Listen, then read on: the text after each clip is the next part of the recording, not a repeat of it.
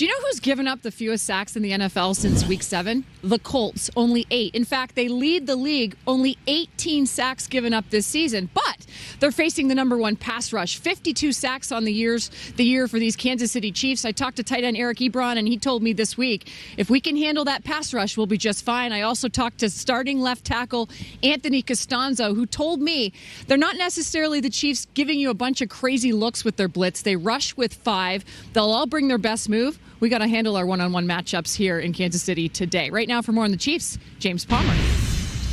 Well, thanks, Stacey. I spent some time with backup quarterback Chad Henne, who probably spends more time with Patrick Mahomes around the facility than anyone. And 2 things have stood out to him in the growth of Mahomes. One, he told me when we're watching film, what he's studying and seeing, he's now implementing that into plays and concepts he wants to do against defenses that he's now recognizing. The other aspect of it is, he told me, what he's seeing pre-snap. And not just what he's seeing, but how fast he's dissecting defenses pre-snap. And guys, that's really important because we know the Colts disguise what they do maybe better than anybody else. They're in man or they're in zone. And you have to remember, Patrick Mahomes has thrown 7 of his 10 interceptions against zone. The Colts have spent over 82% of the time in zone this season. Oh, James, this is going to be a good one today. And look, let's talk a little bit more about Patrick Mahomes, because in his first full season as a starter, Patrick Mahomes has been everything or anything but quiet. 50 touchdowns, a 12-4 record, and likely an MVP for him. From Showtime to Sublime, we're kind of running out of ways to describe him and make them rhyme too. But we're going to let the Chiefs quarterback do it himself here. Here's Patrick Mahomes in his own words. Like he dominated this entire season, Mike Robb. Oh, man. I mean, you would expect so, right? But to me, the playoffs are all about matchups. And I just think this Indianapolis Colts defense is a tough matchup for the Kansas City Chiefs. Why is that, Mike Robb? Could you show it to us? Of course you know I have some film you have for examples. you. I have some tape. Please show us. Great. Boom, I got it. I love it. Look at the tape. First of all, 2 safeties high. They play this defense more than anybody else in the National Football League. Now, they go to a cover 2 in the red zone, forcing Deshaun Watson to have to hold the football into Kathy. Exactly, and allow the pass rush to get to him. You got here, you start off in this, looks like a single safety, boom. On the snap of the ball, they go to a 2 safety high, force the quarterback to throw the check. Now, this was a 3rd down play, and they allowed the speed of this defense. Was that Eli?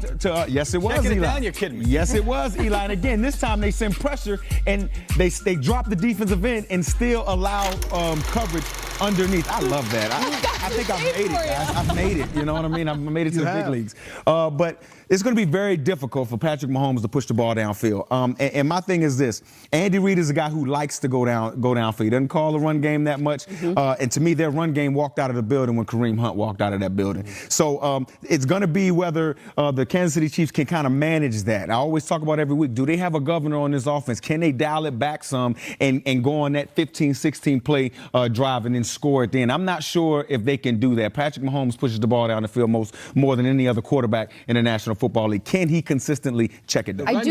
Sorry, go ahead. No, I do wonder about the Colts defense having not faced a top 10 offense this year. Like, if you go back to Week 7 when they started this whole streak, the best offense they've seen is the Giants. And you mentioned Eli checking it down. So this is a much different animal, the Kansas City Chiefs offense. And they've had an extra week to prepare. They did practice during their bye week. Andy Reid in the past had given them some time off, and then they came back and they weren't as in rhythm. And with Patrick Mahomes and Tyreek Hill. I mean, Tyreek Hill, that's the thing for me. Because you could be back there in that 2 safety look, and he could still beat it. He could start on one side of the field, and he can wind up beating that safety on the other side of the field. So you could be in that defense, but you really got to defend it. But there it is. That's the play I'm talking about. Yeah, and that's the one going across the safety and things like that. But it's all about not allowing him to get behind you. Just stay deeper than the deepest. Just do not allow the explosive play. Keep everything in front of you and then make the tackle. You can't let this kid get loose like this. If he gets loose like this, you'll lose the game. That's what we talk about, keeping your eyes on your luggage, understanding that. But also, too,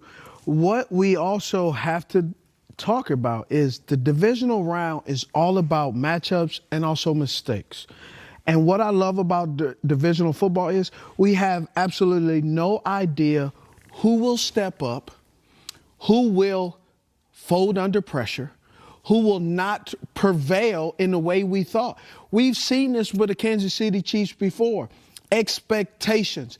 This is a young guy. Can he and will he carry over what he's done in the regular season, which is outstanding. Number one, touchdowns, yards, NFL quarterback but rating. Steve, each week he had another week. Next week, there's no tomorrow. Exactly, and there's no tomorrow. And that's my point. What does pressure make? Diamonds. There is a jury. Or bust the pipes. Correct. There is a jewelry store It's full of knowing that, diamonds, too. and we all see them, but we don't see the ones that don't make it to the display. And this game is going to show us: is this diamond going on display? Is this going in Tiffany's, or is this one going? Nope, that's in the back. It is unsellable, unusable, and it doesn't have its shine. So that's what we're going to see. Yeah, it's it boggles my mind too that in this game with two electric quarterbacks, they have one combined start last year. So it's like it's just so much changes each year, year to year to year. And I never thought about it like that.